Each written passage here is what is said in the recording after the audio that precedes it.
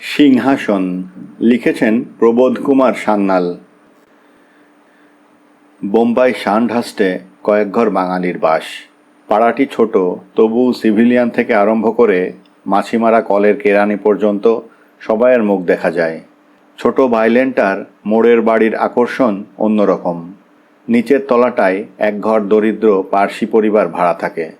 দোতলার একদিকে থাকে সস্ত্রীক এক মারাঠি ভদ্রলোক, আর একদিকে আমাদের মিস্টারের পুরো নাম A.N. চৌধুরী। জাহাজের ইঞ্জিনিয়ার, বয়স আন্দাজ বছর 30, সুপুরুষ, চোখ দুটো একটু কটা, দাড়িগোঁফ কামানো, মাথার চুলগুলি তামাটে রঙের। ধুতি পাঞ্জাবি পরাটাকে সে মনে করে তার গর্বের পক্ষে হানিকর। একদিকের সমস্ত ফ্ল্যাটটা ভাড়া নিয়ে সে একাই থাকে। জাহাজে সে যখন বেরোয় 15 দিন আর তার তল্লাশ পাওয়া যায় না। এমনও হয়েছে 2 মাস তার দেখা নেই।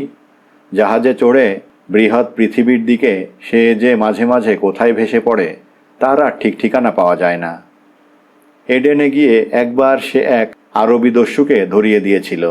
মাল্টায় গিয়ে কবে এক সময় সে ওখানকার আগ্নেয়গিরির অগ্নি উদ্গার দেখে এসেছে। গত বৎসর এমনই সময়টায় ভার্সাইতে নেমে সে কিছুদিনের মতো ফ্রান্সের মধ্যে নিরুদ্দেশ হয়ে গিয়েছিল। দুনিয়াটাকে নিয়ে নিজের ইচ্ছে মতো সে খেলা করে। সম্প্রতি জিব্রাল্টার থেকে সে দিন 3 আগে ফিরেছে। ছুটি এখন তার অবাধ, অন্তত কিছুদিনের মতো তো বটেই। পরিষ্কার পরিচ্ছন্ন তার ফ্ল্যাট, সব শুদ্ধ খানসাতেক ঘর। একটিমাত্র মানুষ 7খানা ঘরে ছড়িয়ে ছড়িয়ে থাকে। অল্পের মধ্যে সংকীর্ণতায় কোণঠাসা হয়ে থাকা তার স্বভাব বিরুদ্ধ। রাত্রে নিদ্রা জড়িত দেহ দিয়েও সে কোনো দিন 7খানা ঘরের মধ্যে একবার ছুটে গিয়ে পায়চারি করে আসে। অথচ যেমন তার রাশভারী তেমনি সে গম্ভীর। আর্দালি আছে, বাবুর্চি আছে, একটা তৈলঙ্গী চাকরও আছে। সমস্ত দিনে অন্তত 12-10 তার খাবার আসে। রান্নাঘরটি তার হিন্দু মুসলমানের মিলন ক্ষেত্র। অফিস ঘরে বসেছিল একখানা বম্বে ক্রনিক্যাল হাতে নিয়ে। টেবিলের কতকগুলি বিক্ষিপ্ত সাময়িক পত্র, scientific American, wheel, popular science প্রভৃতি। চায়ের পেয়ালাটা খালি, আর একটা ডিশে গোটাচারেক পরিত্যক্ত আঙুর, 1 কুচি কলা, 1 ডুমো নাশপাতি। বর্মা চুরুটটা অর্ধদগ্ধ অবস্থায় অ্যাস্ট্রের ওপরে রাখা। বেলা আন্দাজ 3টে। একটি কালো রোগা হানো ছোকরা, বয়স আন্দাজ 25, একটি ধুতি ও পিরান পরনে, অত্যন্ত বিনীত পদক্ষেপে সন্ত্রস্ত হয়ে দরজার কাছে এসে দাঁড়ালো। নিতান্তই বাঙালির ছেলে, মুখে কোনো বিশেষ ছাপ নেই। জনসাধারণের ভেতরকার একখানি মুখেরই মতো, নাম নরেন। কাগজ থেকে মুখ সরিয়ে মিস্টার বলল, 3 বার তোমাকে ডেকেছি, একবারও শুনতে পেয়েছ? মাথা হেঁট করে ছেলেটি বলল, আজ্ঞে না। ছিলে কোথায়? কাগজটা সরিয়ে রেখে সোজা হয়ে মিস্টার বসল। ফ্যাক্টরি আজ বন্ধ। কোথায় আড্ডা মারতে গিয়েছিলে? অনুগ্রহের ওপর যে থাকে তার এত বাড়াবাড়ি কেন? হাড়িডোমের মতন চেহারা নিয়ে যেখানে সেখানে বসতে লজ্জা করে না? কোথা গিয়েছিলে শুনি? ভয়ে ভয়ে মৃদু কণ্ঠে নরেন বলল, ওপরে। ওপরে? ওপরে তো ফাঁকা, একা কি করছিলে সেখানে? একজনরা নতুন এসেছেন তাই। কে কে এসেছেন? Who is he? What is he? রাগ আর মিস্টারের পড়তে চায় না। নরেন বলল, তিনি রায় বাহাদুর, খুব ভালো লোক। রায় বাহাদুর? Damn you! কই দেখি কেমন লোক, চলো। আমার লোককে কনফাইন করে রাখার তার কি অধিকার? চলো। ঘর থেকে বেরিয়ে এসে সরু বারান্দাটা পার হয়ে মিস্টার তেতলার সিঁড়িতে উঠতে লাগলো। নরেন ছিল তার পেছনে পেছনে। তেতলায় উঠে ডান হাতি দরজায় পর্দা টাঙানো। সাড়া দিতেই ভেতর থেকে জবাব এলো। গর্বিত পদক্ষেপে মিস্টার ভেতরে ঢুকতেই রায়বাহাদুর উঠে দাঁড়িয়ে অভ্যর্থনা করলেন, আসুন। নরেন পেছনে দাঁড়িয়েছিল। মিস্টার একবার ঘরের চারিদিকে ভালো করে তাকালো। বাঙালির গৃহস্থালির সঙ্গে তার তেমন পরিচয় ছিল না। রায়বাহাদুর সস্নেহ হেসে বললেন, বসুন। সশব্দে চেয়ারখানা টেনে নিয়ে মিস্টার বসল। সে শব্দটা এমনই যে পাশের ঘরের অস্ফুট কথাবার্তা হঠাৎ স্তব্ধ হয়ে গেল। বসে পড়ে গলাটা ঝেড়ে মিস্টার বলল, ভেবেছিলাম আপনি বাঙালি নন। নরেন তার কণ্ঠস্বর শুনে এবার একটু স্বস্তি অনুভব করল। মহেশবাবু সুন্দর একটুখানি হেসে তার কথার জবাব দিয়ে ঘাড় ফিরিয়ে বললেন, বসো হে নরেন, দাঁড়িয়ে রইলে যে। মিস্টার একটুও ভূমিকা না করে বলল, নরেন বোকার মতো এসেছিল এদেশে, একটি পয়সাও হাতে ছিল না। একটা কাজ আমি ওকে দিয়েছি, এখন অ্যাপ্রেন্টিস আমার কাছেই থাকে। সে যেন খুব বড় একটা অনুগ্রহ নরেনের ওপর করেছে। মহেশবাবুর কানে কথাগুলো বিসদৃশ ঠেকল। ভেবেছিলাম ভালো ছেলে, কিন্তু অত্যন্ত অকর্মণ্য, ফাঁকিবাজ। ও কি এতক্ষণ আপনার এখানে বসেছিল? মহেশবাবু বললেন, কলকাতায় আমার পরিচিত লোকের ছেলে, চেনাশোনা হলো, একটু আলাপ করছিলাম। আপনার বুঝি ওকে নইলে চলে না? চলে, কিন্তু ওকে আমি সকল সময়ে কাজ করাতে চাই। বয়সে এত কুড়ে হলে। পাশের দরজাটার পর্দা এবার একটু সরে গেল। এক পেয়ালা চা হাতে নিয়ে একটি তরুণী মেয়ে স্মিত মুখে ভেতরে ঢুকে পেয়ালাটি মহেশবাবুর কোলের কাছে রাখল।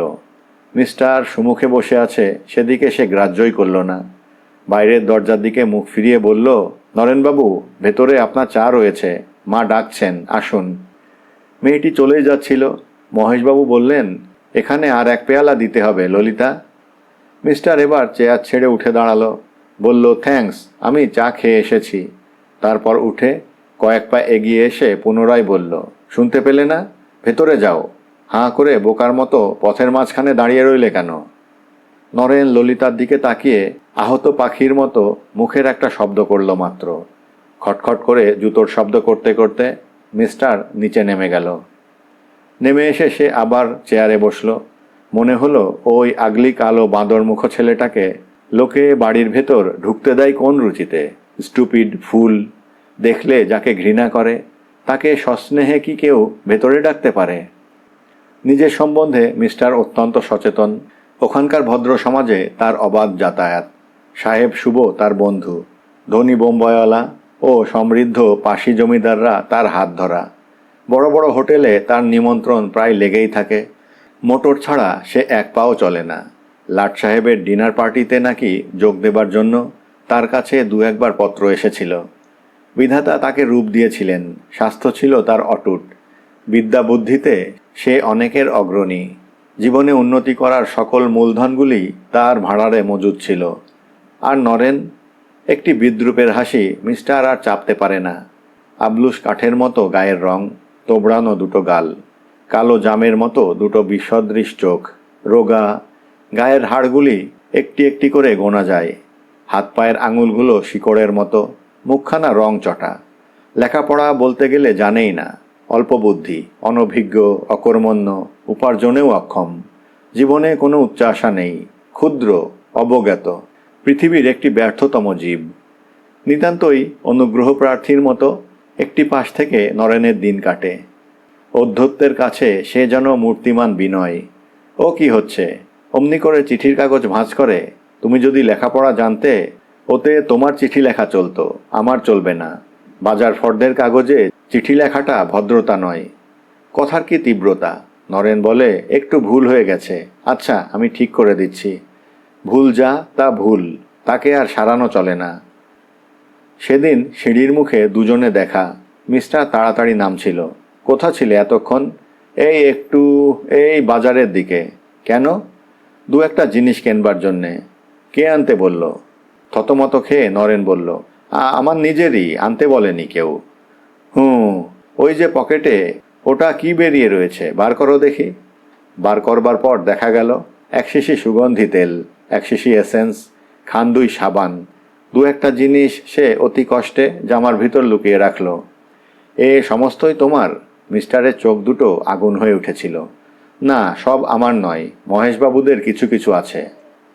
তুমি অন্যের কাজ করবে, অন্যের বাজার করে আনবে, কি শর্তে? তোমার একটু অপমান বোধ নেই? নরেন ধীরে ধীরে বলল, এতে অন্যায় মনে হয়নি। তা মনে হবে কেন? ভগবান তোমায় গন্ডারের চামড়া দিয়েছে, সে কি এত সহজে বেঁধে? এমন সময়ে উপরের সিঁড়ি থেকে ললিতার স্পষ্ট গলার আওয়াজ এলো, নরেনবাবু, শিগগির চান করে আসুন, আপনার আপিসের যে বেলা হয়ে যাচ্ছে। ললিতা গলা বাড়িয়েছিল। তিনজনেই একবার চোখাচোখি হলো। ললিতা তাড়াতাড়ি ভিতরে চলে গেল। মিস্টারের রাগ কেমন জানি একটু শান্ত হয়ে এলো। বলল, আজকাল বুঝি ওপরে ওদের কাছেই খাওয়া হয়? আমার রান্নাঘর বয়কট করলে কবে থেকে? ওঁরা যেদিন থেকে এসেছেন সেদিন থেকেই আমি। I see. আমি তো আর তোমার খবর টবর রাখি না, কেমন করে জানবো বলো? All right. মিস্টার তাড়াতাড়ি সিঁড়ি দিয়ে নামতে লাগলো। বিকালবেলা ফিরে এসে মিস্টার আবার চেয়ারে বসলো। বয় এসে টেবিলের ওপর চা ও খাবার রেখে দরজার কাছে চুপ করে দাঁড়িয়ে রইল। তার হুঁশই নেই। হাত পা ধোবার গরম জল ঠান্ডা হয়ে গেল। কলার নেকটাই অন্তত ইতিমধ্যে খুলে ফেলা উচিত ছিল, কিন্তু সে গ্রাহ্যই করল না। অনেকক্ষণ পরে উঠল, বাইরে এলো। বাথরুমের পাশে যে ছোট অন্ধকার ঘরটি, ওই ঘরটিতেই নরেন কায়ক্লেশে রাত কাটায়। মিস্টার সেই ঘরটির মধ্যে এসে দাঁড়ালো। কেন কেন তা সে নিজেই জানে না। দেখল ঘরের মধ্যে ভাঙা একটি আধখোলা টিনের বাক্স, একখানি অল্প দামের পুরনো বিলেতি কম্বল, বালিশের বদলে কয়েকখানি খবরের কাগজ রোলার করে একটি ফালি দিয়ে বাঁধা, সামান্য কিছু চিঠি লেখার সরঞ্জাম। এছাড়া ঘরটির মধ্যে আর কিছু নেই। দারিদ্র্যের চিহ্ন ঠিক নয়, একটি অখণ্ড বিরক্ত। আজ সমস্ত দিন ধরে একটি অতৃপ্তি তার সারা দেহের কোণে কোণে বাসা বেঁধেছিল। অনুক্ষণ রি রি করে শরীরে যেন জ্বালা ধরেছে। এই যার গৃহসজ্জা, এমনই যার জীবনযাত্রা। অর্বাচীন অপগণ্ড ওই কালো ছেলেটার জন্য এই গৃহস্থটির এত মাথা ব্যথা। যার কোনো পরিচয় নেই, আভিজাত্য নেই, জীবনে যার কোনো শৃঙ্খলাই নেই। এই বিদেশে যে একমুঠো অন্নের কাঙাল, সেই হলো এত বড় ক্ষমতার অধিকারী। মিস্টার নিজের ঘরে এসে বসল, কিন্তু বসে থাকতে সে পারল না। চাবুক মেরে কে যেন তাকে আবার দাঁড় করিয়ে দিল। তার অহংকারে কে যেন প্রচণ্ড আঘাত করেছে। নিচে নেমে সে রাস্তায় এলো। তার নিজের ছোট মোটরখানি দরজার কাছে দাঁড়িয়েছিল, কিন্তু সেদিকে ভ্রুক্ষেপ না করে আজ প্রথম সে নিরুদ্দেশ হয়ে হাঁটতে শুরু করল। হেঁটে হেঁটে আজ সে নিজেকে খইয়ে ফেলবে। আজ সে শুধু আহত হয়নি, ক্ষুব্ধ হয়নি, আজ সে নিতান্তই বিপন্ন। তার আত্মসম্মান পর্যন্ত আজ বিপদগ্রস্ত। রেলের পুল পার হলো, বাবুলনাথের মন্দির ছাড়ালো, কয়েকটা বড় বড় হোটেল পেছনে রইল। সে এলো সোজা একেবারে সমুদ্রের তীরে। এদিকটা বন্দর নয়, বেড়াবার জায়গা। বাঁ দিকে বহু দূরে ডকগুলি দেখা যাচ্ছে। জাহাজে ডিউটিতে যাবার তার আর বিশেষ দেরি নেই, দিন ফুরিয়ে এসেছে। সমুদ্রের তীর বহুদূর পর্যন্ত অর্ধচন্দ্রাকৃতি হয়ে ঘুরে গেছে। অপরাহ্ন শেষ হয়েছে। দিকচক্র রেখাহীন মহাসমুদ্র চারদিকে থই থই করছে। ঢেউগুলি একটু মন্থর, ফিকে সবুজ আর সোনালি আলোয় মেশানো ছলছলে জল। আকাশটা ঠিক নীল নয়, একটু ঝাপসা। সূর্যের কয়েকটা রাঙা রশ্মি আকাশের বহুদূর পর্যন্ত গিয়ে কোথায় যেন হারিয়ে গেছে। ঝড়ো হাওয়া বইছে হু হু করে। সমুদ্রের দিকে মুখ করে বহু সংখ্যক বেঞ্চি সাজানো। মেয়ে পুরুষ, বোম্বাই, মারহাটি, গুজরাটি, তৈলঙ্গি, পার্সি, বহু জাতের অগণন নরনারী জটলা করে বসে রয়েছে। ধীরে ধীরে পাশ কাটিয়ে মিস্টার তাদের ভিতর দিয়ে চলে যাচ্ছিল। এই যে আপনি, কতক্ষণ? রায়বাহাদুর নমস্কার করে সস্ত্রীক দাঁড়িয়ে পড়লেন।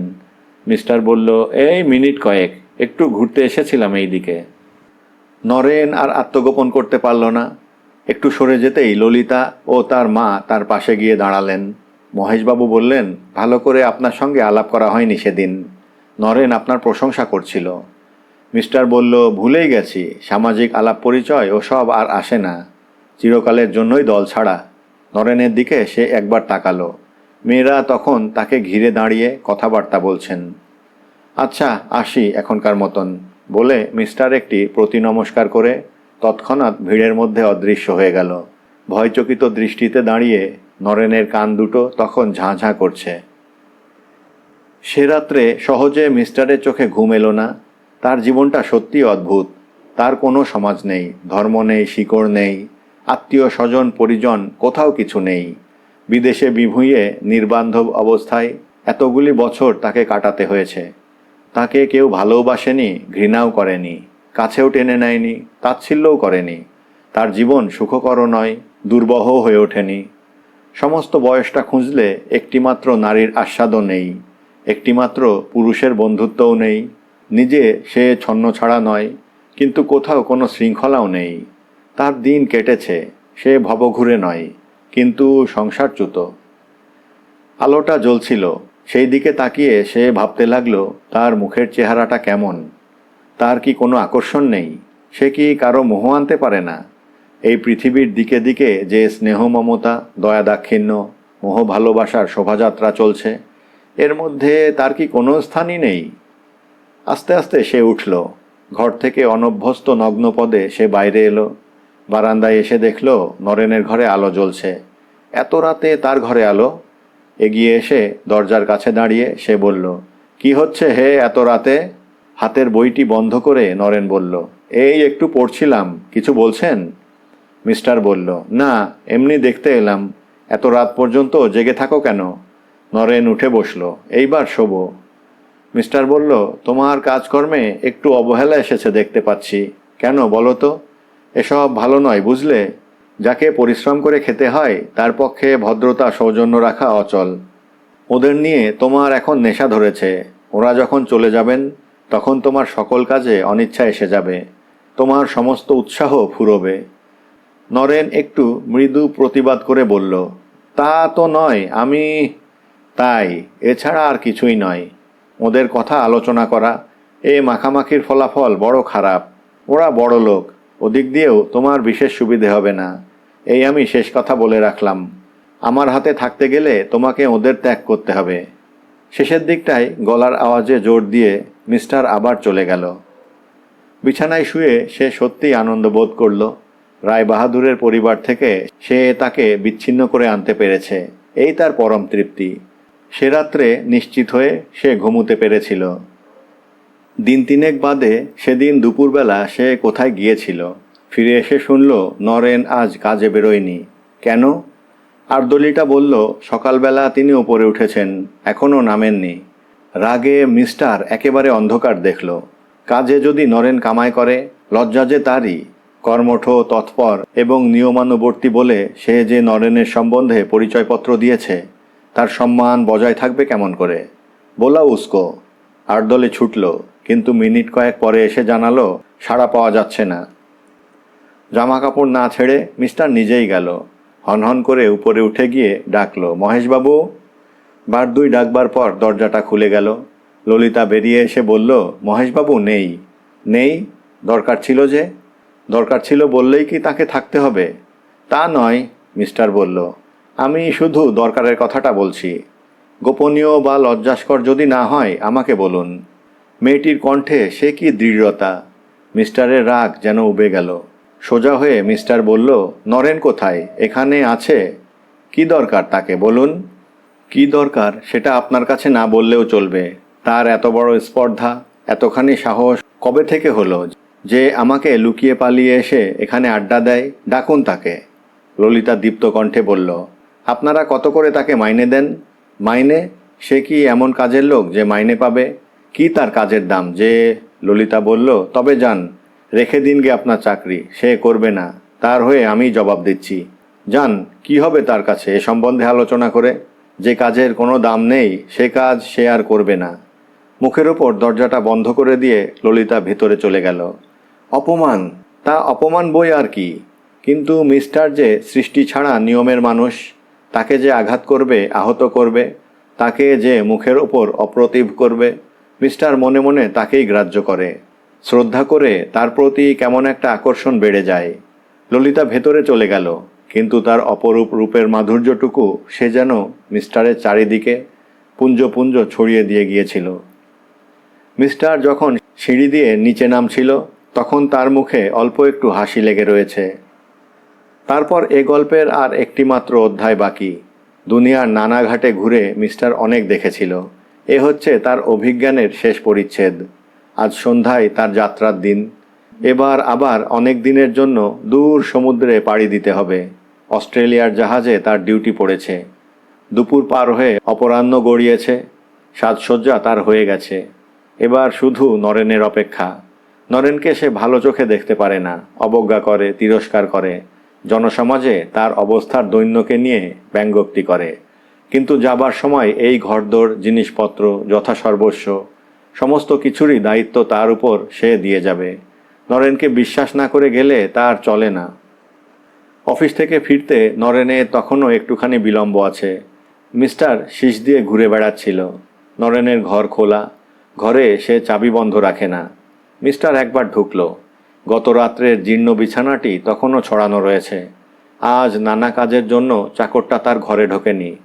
মিস্টার পায়ের জুতোর কোণ দিয়ে বিছানাটাকে একপাশে সরিয়ে দিল। এটা তার চরিত্রের জঘন্যতা নয়, এ হচ্ছে তার অভ্যাস। বালিশটা যখন ছিটকে একপাশে গিয়ে পড়ল, তার তলা থেকে বেরোলো একখানা চিঠি। গোলাপি রঙের কাগজে সুন্দর হস্তাক্ষরে লেখা। মিস্টার সেখানি হাতে করে তুলে নিল।